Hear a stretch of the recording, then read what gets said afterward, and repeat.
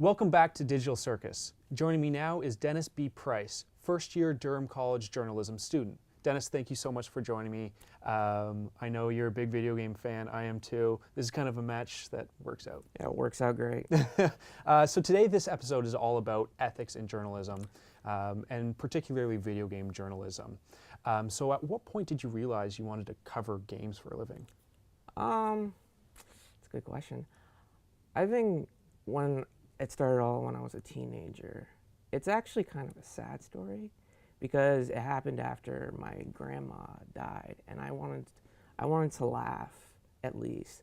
So I found this podcast called Game Scoop, and there was two hosts on it. That was Damon Hatfield and Greg Miller, and that led me on to starting to listen to Podcast Beyond. And I've been listening to that ever since Greg left IGN, and I still listen to him even today. Yeah. So, and it just got me in the idea of writing about video games. That sounds like the greatest job ever because I love video games. I've been playing since I was like 3 when I got an NES at a garage sale, or if it was a hand-me-down, it's hard to remember because I was 3. So yeah. And I've just been playing video games ever since. Yeah. Yeah, those obviously from IGN podcasts, right? Yep. I honestly am a huge fan of what they do there. Yeah. And those podcasts specifically, Greg Miller is a genius in terms of just what he knows about the industry. Yeah. He's insane. He I is. think everybody kind of is not even secretly jealous, just openly jealous of who he is. Yeah. But not jealous enough to hate him. To hate him. Because you love him. Yeah. He's a character. Yeah. And that's what makes him great.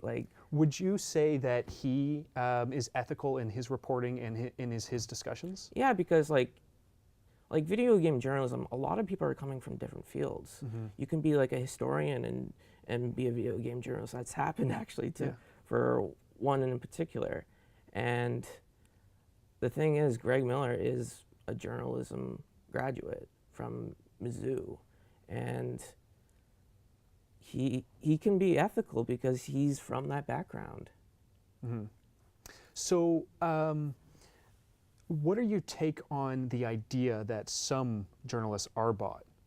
Because that's obviously a discussion that's happened, even pointed at IGN, and people like Greg Miller or Colin Moriarty, who are also, they're both former IGN employees. But yeah, it's a different slope, to be honest. Like, you can look at it from a journalistic perspective, but game journalism is its own beast because journalism has been going on for centuries, maybe even millennium, and the coverage of video games have been around since the concept has been around since the late 40s.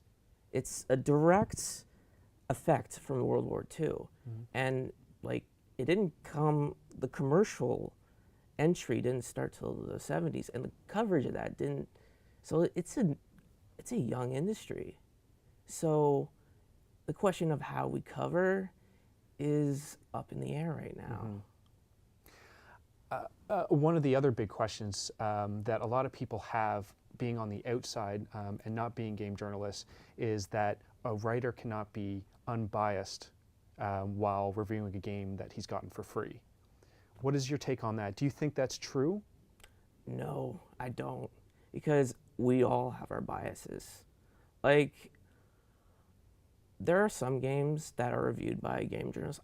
Sometimes I think a game journalist should be a fan of that game to review it. If you're a fighting game fan, you should review the fighting games.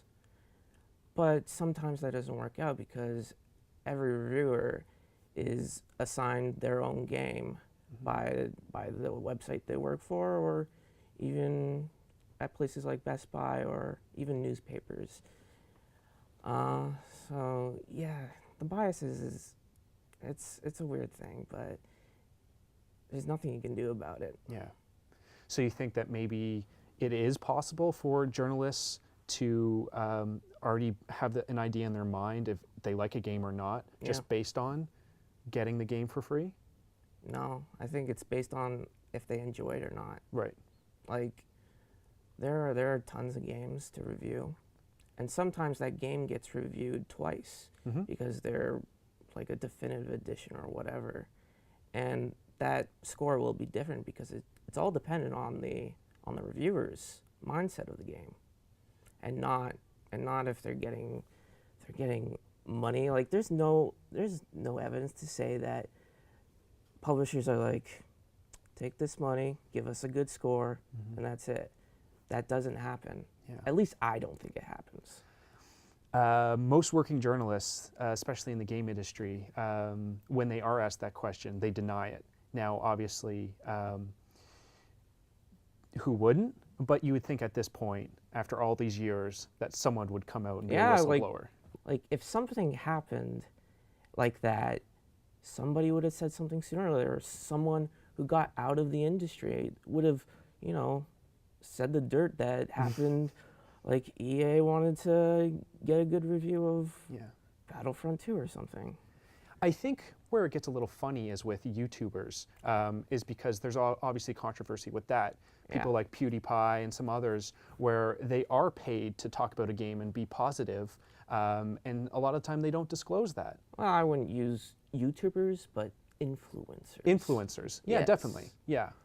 They really don't have anything to say about that because they're getting paid. It's not a review, it's a sponsored ad at best. That's what some of those YouTubers are getting, or influencers on any internet sites. Yeah, you've obviously heard the concerns of a lot of gamers, and then learning what you've learned at school in the program. How are you going to take those lessons and move forward in the industry? That's a good question. At some point, I do want to write for some site. That's the goal in my mind. Like, I'm hearing in classes about being a journalist. I don't want to be a journalist per se. I don't want to cover all this bad news because in my mind, video games is happy. It's good. And there's a lot of bad stuff that happens in that, but nothing that's life or death or whatever, politics-wise. And I just want to get in that industry whatever way. And then obviously, be maybe someone like Greg Miller. I would a lot of the time think that he is one of the more ethical and responsible journalists or personalities out there. Yeah, I would agree with that sentiment. Like, there's a lot I would trust with Greg and his opinions. Like, he's not a fan of all games, but I trust opinions on the games that I know he'll enjoy and that I know I will enjoy. So Dennis, thank you so much for joining us. It's great talking with you, especially with someone that's coming up in the industry and really has this hungry eyes for video games. Very hungry. Yes, very hungry. I'm hungry too. Maybe I'll go get some.